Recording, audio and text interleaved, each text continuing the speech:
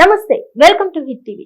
ఈ రోజు మనతో పాటు ప్రముఖ ఆధ్యాత్మికవేత్త అలాగే ఆస్ట్రాలజర్ శ్యామ్ ప్రసాద్ గురువు గారు ఉన్నారు. వారితో మాట్లాడి మరిన్ని విషయాలు తెలుసుకునే ప్రయత్నం చేద్దాం. నమస్తే గురుగారు. నమస్తే అమ్మా, శ్రీమాత్రే నమః. గురుగారు, యాక్చువల్లీ వాస్తుకి గ్రహాలకి అలాగే సంబంధం ఉంది జాతకాలకి అని అంటారు కదా. అమ్మా, అసలు ఈ మూడింటికి ఒకటితో ఒకటికి సంబంధం ఉందంటారా? 100% సంబంధం ఉంటుందమ్మా. ఏదైనా శాస్త్రం అంటే జ్యోతిష్ శాస్త్రం, ఓకే, వాస్తు శాస్త్రం, సంఖ్యాశాస్త్రం అంటే పామిస్ట్రీ ఓకే, అంటే చేయి చూసి చెప్పేది మాట. ఇవన్నీ కూడా గ్రహాలను బేస్ చేసే చెప్పడం జరుగుతూ ఉంటుంది. ఓకే, జాతకం అన్న దగ్గరికి మామూలుగా ఈ రాహు కేతు శని అలాగే చెప్పడం జరుగుతూ ఉంటుంది. ఓకే, అలాగే ఇంటి గృహం దగ్గర రాబోతులోకి ఎలా ఉంటుందంటే, గృహంలో ఉన్నటువంటి 8 దిక్కులు, 8 దిక్కులు 9 గ్రహాలు, ఓకే, ఇవన్నీ కూడా ఇంట్లోనే ఉంటాయి అన్నమాట. అంటే ఎందుకు ఇలా కొట్టారంటే, మనం తూర్పుకి ఇందాక మనం చెప్పినట్టు తూర్పుకి సూర్యభగవానుడు అధిపతి, ఓకే, పడమర శని అధిపతి ఉంటాడు, ఓకే, దక్షిణానికి కుజుడు అధిపతిగా ఉంటాడు, ఉత్తరానికి బుధుడు అధిపతిగా ఉంటాడు, ఓకే, ఆగ్నేయానికి శుక్రుడు అధిపతిగా ఉంటాడు, వాయువ్యానికి చంద్రుడు అధిపతిగా ఉంటాడు, నైరుతికి రాహు అధిపతిగా ఉంటాడు, ఓకే, మరి ఈశాన్యానికి గురువు అధిపతిగా ఉంటాడు. ఓకే, అలాగే అక్కడ కేతువు కూడా ఈశాన్యమే ఇచ్చారన్నమాట. ఓకే, అందుకని ఈశాన్యం పెరగాలని చెప్పడానికి కూడా కారణం అదే. అక్కడ 2 గ్రహాలు ఉండాలి కదా, అందుకని ఈశాన్యం పెరగాలని చెప్తారన్నమాట. అందుకని అక్కడ ఆ విధంగా జరిగింది. అయితే ఏంటంటే, ఉద్యోగం పరమైన అంటే శని, ఏలినాటి శని, అష్టమ శని అంటారు. సాధారణంగా శని అంటే ఎప్పుడు అంటారు, సరిగ్గా ఉద్యోగం లేనప్పుడు, పెళ్ళి అవునప్పుడు, వాడు సరిగ్గా చెడు అలవాట్లో ఉన్నప్పుడు శని ఇబ్బంది పెట్టడం అనుకుంటారు. అది పడమర భాగం చెప్తూ ఉంటుంది అన్నమాట. పడమర భాగం కరెక్ట్గా ఉంటే అందులో శని దోషం రాకుండా ఉండొచ్చు. అలాగే తూర్పు ఈ విధంగా ఉంటుంది. అలాగే ఏంటంటే, మనం హస్త సాముద్రికాన్ని కూడా మనకు 5 వేళ్ళు ఉన్నాయి కదా, చిటికెన వేలు ఉంటుంది, అది బుధుడు. ఉంగరం వేలు ఉంటుంది, అది సూర్యుడు. మధ్య వేలు ఉంటుంది, పెద్ద వేలు, అది శని. చూపుడు వేలు ఉంటుంది, ఈ చూపుడు వేలేమో గురువు. బొటన వేలు ఉంటుంది, అది శుక్రుడు. అలాగే చేయిలో కొద్దిగా ఎత్తుగా ఉన్న భాగం, ఇటే ఉన్న ఎత్తు భాగం చంద్రుడు. మధ్యలో ఉన్నటువంటి రాహుకేతులు. అంటే ఈ 9 గ్రహాలు కూడా మన హస్తంలో కూడా ఉంటాయి. అలాగే న్యూమరాలజీ, 1వ సంఖ్య సూర్యుడు, 2వ సంఖ్య చంద్రుడు, 3వ సంఖ్య గురువు, 4 రాహు, 5 బుధుడు, 6 శుక్రుడు, 7 కేతువు, 8 శని, 9 మళ్ళా కుజుడు. ఈ విధంగా న్యూమరాలజీ ప్రకారం కూడా గ్రహాలు పనిచేస్తుంటాయి. మీరు ఏ తారీఖులో పుట్టారు? ఉదాహరణకి 4వ తారీఖులో పుట్టారు. అంటే 4వ తారీఖులో పుట్టడానికి మీరు మల్టిపుల్ టాలెంట్ కలిగి ఉండి ఈ మీడియా రంగంలోకి రావడం కారణమైంది. అంటే మీరు ఎక్కువ పబ్లిసిటీ కోరుకుంటారు అన్నమాట. అలాగే ఏంటంటే, అన్ని విషయాలు తెలుసుకునే ప్రయత్నం చేస్తూ ఉంటారు. అలాగే ఎక్కడైనా సరే మీ ఐడెంటిటీ కనబడుతుంటుంది. ఇంట్లో కూడా అంటే మీకు గుర్తింపు ఉండాలన్నమాట. ఏంటంటే, మీరు గౌరవించినట్టు కొద్దిగా ఆ గుర్తింపులాగా ఈ 4వ స్థానంలో ఉన్న వాళ్ళు ప్రతి రంగంలో కూడా ఉండాలనే ప్రయత్నం చేస్తుంటారు. అన్ని విషయాలు కూడా తెలుసుకునే ప్రయత్నం చేస్తుంటారు. ఈ పబ్లిసిటీ ఎక్కువ కోరుకుంటూ ఉంటారు. అందుకని 4వ సంఖ్యలో పుట్టిన వాళ్ళు ఎక్కువగా సినిమా రంగంలోనూ ఈ మీడియా రంగంలో ఉంటారు. అంటే చిరంజీవి గారు కూడా 22లో పుట్టారు, 22. ఆయన సినిమా రంగంలోకి రావడం జరిగింది. అంటే రావడం ప్రతి వాళ్ళు వస్తారు, కానీ ఎవర్ లాస్టింగ్ చాలా ఎక్కువ రోజులు ఉంటారు. అంటే మీరు కూడా కొన్నాళ్ళు ఎక్కువ రోజు ఇదే రంగంలో ఉండే అవకాశం ఉంటుంది అన్నమాట. స్థిరత్వం అనేది ఆ 4వ సంఖ్య ఆ విధంగా ఉంటుంది. అంటే ఇంకా మిగతా కూడా ఉంటాయి. ఉదాహరణకి ఆ 4వ సంఖ్య వాళ్ళు ఉంటారు. అలాగే 3వ సంఖ్య ఉన్న వాళ్ళు గురువు, అంటే టీచింగ్, బ్యాంకింగ్ ఆ విధంగా రావడం జరుగుతుంటుంది. అలాగే గృహంలో కూడా తూర్పు బాగుంటే వాళ్ళు రాజకీయ రంగంలో బాగా రాణించగలుగుతూ ఉంటారు. అలాగే నార్త్, ఉత్తరం బాగుంటే మాత్రం ధనం చాలా బాగా రాణిస్తూ ఉంటుంది. అంటే ఒకదానికి ఇంటర్లింక్ కలిగి ఉంటాయి అన్నమాట. అలాగే హ్యాండ్ బట్ కూడా ఎంతైనా ప్రతి శాస్త్రం ఉంటుంది. అంటే ఏదో పామిస్ట్ అన్నది ఏంటంటే నెమ్మదిగా అది కనుమరుగైనా ఇంపార్టెంట్గా హ్యాండ్లో ఉన్నది కూడా చాలా ఇంపార్టెంట్గా చెప్తూ ఉంటాయి. ఉన్న ఏళ్ళని బట్టి ఏ ఏళ్ళు బాగుంటే అది బాగా రాణించడం జరుగుతూ ఉంటుంది. ఈ కలర్ ఆఫ్ ది హ్యాండ్ ఉంటుంది. సాధారణంగా మంచి గులాబీ రంగులో రెడ్లో కనబడుతుంది ఇల్లు వాళ్ళకు హ్యాండ్. వాళ్ళు చాలా సక్సెస్ఫుల్గా చాలా ధనవంతులు ఉంటారు. కొందరు చేయంటే బాగా పాలిపోయినట్టు తెల్లగా ఉంటుంది, అది పెద్దగా రాణించదన్నమాట. ప్రతిదానికి స్ట్రగుల్ పడుతూ ఉండాలి. చిన్నదానికి కూడా ఆందోళన పడుతుంటారు. అంటే మీది కొద్దిగా ఆందోళన ఎక్కువ పడుతుంటారు, మీరు ధైర్యంగా ఉండలేకపోతుంటారు. అలాగే కొంత చేయనిండా గీతలుగా ఉంటాయి, వాళ్ళు కొద్దిగా హెల్త్ ప్రాబ్లమ్స్ ఉంటుంటాయి. అంటే ఇంకా డెప్త్ ఉంటుంది, ఇది పైన మాట. ఆ విధంగా ఇది హ్యాండ్ బట్టి కూడా ఉంటుంది, ఆ మ్మ్. గృహం బట్టి కూడా ఉంటుంది. ఒకళ్ళు ఈశాన్యంగా పూజ చేయకుండా నెలకోసారి పూజ చేసి ఆ పూలు గట్ట అక్కడ వదిలేస్తుంటారు. కంప్లీట్గా దాంట్లో ఆర్థిక ఇబ్బందులు ఉంటుంటాయి. ఈ విధంగా ప్రతి దానికి లింకప్ అంటే ఏదైనా ఈ 9 గ్రహాలను బట్టి ప్రతి ఒక్కరి జీవితం నడుస్తూ ఉంటుంది. ఓకే. ఎందుకంటే కంపల్సరీ అంటే ఒక జాతకంలో శుక్రుడు బాగున్నాడు అనుకోండి, వాళ్ళు మంచి డ్రెస్ వేసుకొని మంచి పెర్ఫ్యూమ్ అది వాడుతూ ఉంటారు. ఏదో ఈ మొఖాన్ని ఫెయిర్ అండ్ లవ్లీ మంచి బట్టలు మంచి జోళ్ళు వాడుతుంటారు. అదే వాడికి ఏదో సెంటెన్స్ జరుగుతుంది అనుకోండి, ఏదో మాసిపోయిన బట్టలు, పెరిగిపోయిన గడ్డం, ఏదో చెప్పులు వేసుకొని ఏదో పొలాలు నవ్వుతా కనబడుతుంటాడు. అలాగే గురువు దశ జరుగుతుంది అనుకోండి, గురువు చక్కగా దైవభక్తి పొద్దున్నే లేచి గుడికి వెళ్ళి బొట్టు పెట్టుకొని సాంప్రదాయంగా ఏదో ఉంటూ చక్కగా వాడు పని చేసుకొని మంచి మాటలు చెప్తూ ఉంటాడు. అంటే ఆ ప్రభావం ప్రతి మనిషి మీద నవగ్రహాల ప్రభావం ప్రతిసారి ప్రతి క్షణం కూడా ఉంటుంది. వాడి జీవితంలో శుక్రుడు బాగుంటే వివాహ జీవితం బాగుంటుంది. రాహు ఒకటి వచ్చాడు అనుకోండి వాడి జీవితంలోకి, ఏదో కొద్దిగా ఇలాగే బాధ్యత లేకుండా తిరగడం అది జరుగుతుంటుంది. ప్రతి దానికి లింకప్ అయి ఉంటుందమ్మా. ప్రతిదీని కూడా మనం మనసును బట్టి మనం మార్చుకొని యాటిట్యూడ్ మార్చుకుంటే దాని బ్రహ్మాండంగా మనం ముందుకు తీసుకెళ్ళాలి.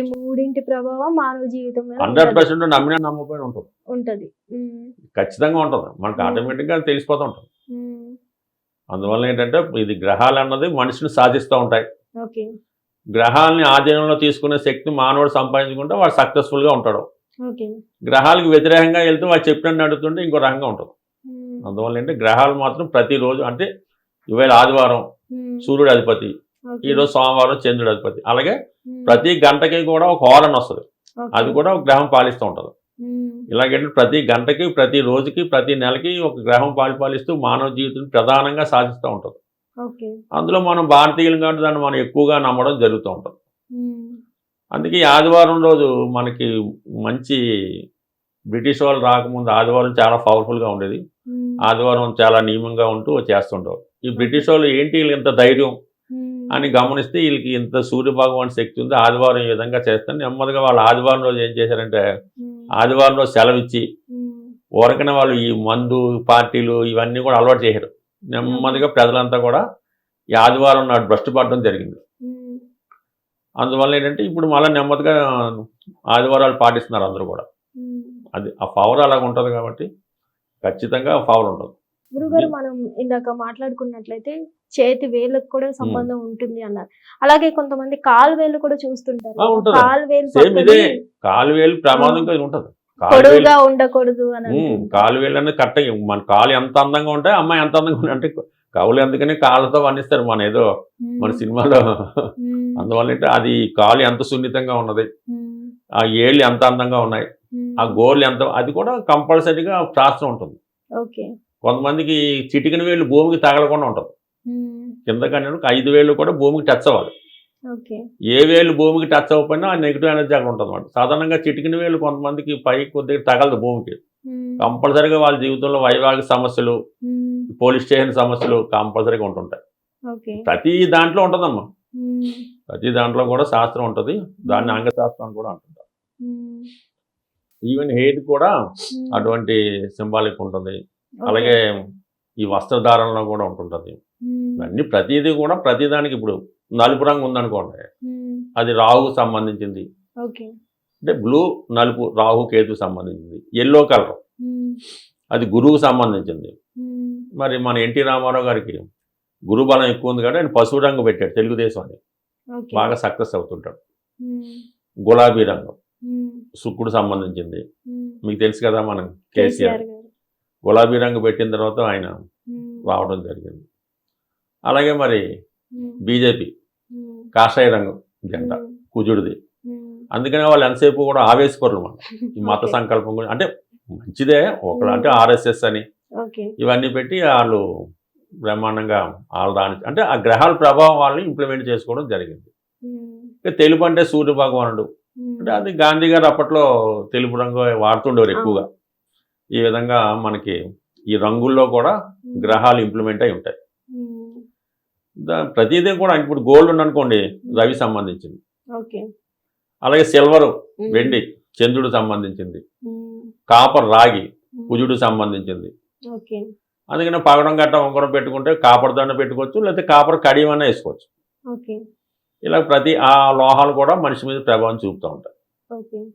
ఈ విధంగా వాళ్ళు ప్రతి దానిలో కూడా గ్రహాలు అంటే ఉండడం జరిగింది. ప్రతి లోహంలోనూ ప్రతి దాంట్లో కూడా ఈ కలర్ అంటే గ్రీన్ అనేది బుధుడు సంబంధించింది. అందుకని ఇప్పుడు గ్రహ శాంతులు చేయనప్పుడు ఏంటంటే ఒక్కొక్క గ్రహానికి ఒక్కొక్క ఈ పెట్టారు. ఓకే. బుధుడు బాగలేదు, పెసలు దానం వేయమన్నాడు. అవును. పెసలు ఏ రంగులో ఉంటాయి? ఆకుపచ్చ రంగులో. ఆకుపచ్చ. సూర్యుడు బాగలేదు, గోధుమలు, ఉమ్, వైట్ కలర్ గోధుమలు. అలాగా మినుములు రాహుకి, ఉమ్, నువ్వులు నలుపు కదా అవును. శని భగవానుడికి. ఈ విధంగా అవి కేటాయించారు. ఉమ్, అంటే ప్రతి దాంట్లో కూడా ఈ గ్రహాలు ఉంటాయి. ఉమ్, ప్రతి దాన్ని మనం ఉపయోగించుకోవచ్చు. ఉమ్, ఇది మామూలుగా అనుకుంటుంటే తల మనం పడుకునేటప్పుడు ఉత్తర దిక్కేదో తల పెట్టుకోకూడదు అంటారు. ఉమ్, అలాగే ఏంటంటే అది కూడా కామన్గా తెలుస్తుంటుంది. ఓకే. ఇవన్నీ కూడా ఏంటంటే నమ్మి మనం ఉపయోగించుకుంటే ప్రతిదీ కూడా ఇమ్మీడియట్గా ప్రభావం ఇవ్వదు, కానీ నెమ్మదిగా ఆ ప్రభావం రావడం జరుగుతూ ఉంటుంది.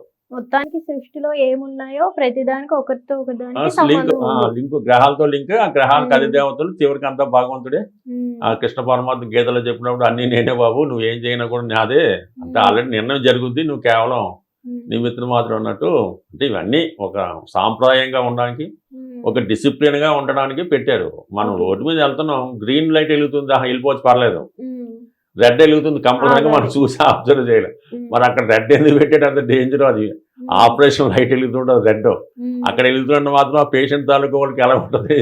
రెడ్ భయం ఎప్పుడన్నా భయం భయం వేస్తుంది. ఉంటది. అంటే పూర్వకాలం దీన్ని కూడా రెడ్ పెట్టేవారు. ఉమ్, ఇప్పుడు గ్రీన్ అనుకోండి, రైల్వే సిగ్నల్ ఓకే. గ్రీన్ పెడతారు. అంటే సేఫ్ సైడ్ వెళ్ళిపోవచ్చు. అంటే బుధుడు చాలా సున్నిత గ్రహం, ఉమ్, చాలా పర్వాలేదు, ఇబ్బంది లేదు. ఉమ్, రెడ్ ఉన్నాడు, ఆ కుజుడు అమ్మ ప్రమాదం, ఇది ఇదో పోలీస్ స్టేషన్ ఉంది. ఉమ్, అలాగా ఉమ్, ప్రతి ఆ రంగులో కూడా మనకి ఆటోమేటిక్గా తెలిసిపోతూ ఉంటుంది. ఓకే. ఇప్పుడు రాత్రులు పెద్ద లైట్ పెట్టి రెడ్ పెట్టి నిద్రపడదు, ఉమ్, అది బ్లూ కాంతి పెట్టుకుంటారు, అవును. రాత్రిగా నిద్రపోతారు. ఉమ్, అందువల్ల రంగుల్లోనూ ఉంది, ఓకే. అలాగే ఏంటంటే మన దిక్కులోనూ ఉంది. ఉమ్, ప్రతి దిక్కులో కూడా గ్రహాలు అయితే ఉన్నాయి. దాన్ని ఉపయోగించుకునే దాన్ని బట్టి ఉపయోగించుకుంటే ఉపయోగించుకున్నాడు జీవితంలో పైకి రాగలుగుతున్నాడు, నమ్మనాడు ఇంకేదో అలా రాతున్నాడు, అది కామన్ నడుస్తూ ఉందమ్మా. ఓకే. అందువలన ఏదైనా ఉంది. ఉమ్, అలాగే గ్రహాల శాంతికి కూడా ఉమ్, మనకి ఏదో సూర్యుడు బాగలేదు, ఆదివారం నియమంగా ఉండాలి. ఉమ్, పెళ్ళి అవ్వట్లేదు, మంగళవారం నియమంగా ఉండాలి. ఉమ్, అలాగే చదువు రావట్లేదు, బుధుడు. ఓకే. ఇలాగా దేవతలను పూజించుకుంటే అంటే ఏదో ఒక సింబాలిక్ ఇస్తే సులువుగా మనకి పని జరగడానికి, ఎంత చిన్నవాడి కానీ ఎంత పెద్దవాడి కన్నా ఉమ్, ప్రతిదానికి కూడా ప్రతిదీ ఉంటుంది. అంటే ఎంత వాడు అంత చేసుకుంటే సరిపోతుంది. ప్రతిదానికి పరిహారం ఉంటుంది. ప్రతి దానికి పరిహారం 100% ఉంటుంది. ఉమ్, అయితే వాడు స్థాయిని బట్టి కూడా పరిహారం ఉంటుంది. ఓకే. ఏదో ఒక మాదిరిగా ఉన్నాడు, ఏదో ఒక ఆటో డ్రైవర్ ఉన్నాడు, అదే ఉమ్. దేవుడి దగ్గరలో ఒక 100 రూపాయలు ఇచ్చేయడానికి అది ఒక ఎనఫ్. అదే ఓకే. ఒక సాఫ్ట్వేర్ ఇంజనీర్ నెలకు 10 లక్షల జీతం వస్తుంది, ఉమ్, వాడు కూడా 100 రూపాయలు ఇచ్చాడు అనుకోండి, పెద్ద ఫలితం ఉండదు. ఓకే. వాడు తగ్గట్టుగా వాడేవాళ్ళు. అందుకనే ఉమ్, మన పురాణాలు అంటే మన శివుడు రాంభజన చూసాను, 1/6 అన్నది డొనేట్ చేయమంటాడు. ఓకే. అంటే ఇప్పుడు అమెరికాలో కూడా ఉమ్, 10% వాళ్ళు ఇచ్చేస్తారు. అంటే ఈ ఈ వీళ్ళు ఆ శక్తిని డబ్బులే కదా మించి మనకి, ఇవ్వాలి. ఎంత గొప్పవడం లేదని 10% ఈ భగవంతుడి సేవకి ఇచ్చేస్తారు వాళ్ళు. ఓకే. అది వాళ్ళు మత ప్రచారానికి దానికి ఎవరి నమ్మకం వాళ్ళది. అంటే ఓకే. అంతే కొంత శాతం ఇవ్వాలి తప్ప ఉమ్, వాడు రూపాయి ఇచ్చాడు నేను రూపాయి ఇచ్చాడు కుదరదు కాదు. వాడి స్థాయిని బట్టి చేయాలన్నమాట. ఉమ్, అలాగే ఏంటంటే ఈ పూజా విధానం కూడా ఎలాగంటే ఏదో అనామకుడు కార్మికుడు ఉంటాడు, ఉమ్, వాడు కేవలం దేవుడికి వెళ్ళి నమస్కారం పెట్టుకుంటే చాలు. ఉమ్, వాడికి లాగా చదువుకున్నవాడు పండితుడు చేస్తాడంటే కుదరదు. ఉమ్, వాడు ఖచ్చితంగా షోడశోపరాజు పూజ అన్ని గ్రహాలు చదివి కంపల్సరీగా గంటన్నర చేస్తే తప్ప అది ఫలితం ఉండదు వాడికి. ఓకే. ఈ విధంగా అది కూడా తేడా ఉంటుంది. ఓకే. అందువల్ల ప్రతిదానికి పరిహారం ఉంటుంది. ప్రతిదానికి వాడి స్థాయిని బట్టి చేయాలి. ఉమ్, స్థాయి లేకుండా మళ్ళీ కుదరదు. ఓకే. అది కూడా కంపల్సరీ ఉంటుంది. అందుకని మీరు చాలా గుడికి వెళ్ళిపోతాం, రోజు ఫలితం లేదంటే ఎలాగొస్తుంది ఫలితం? ఉమ్. మీరు చేసి చేయాలి కదమ్మా, అవును. అది విషయం. ధన్యవాదాలు.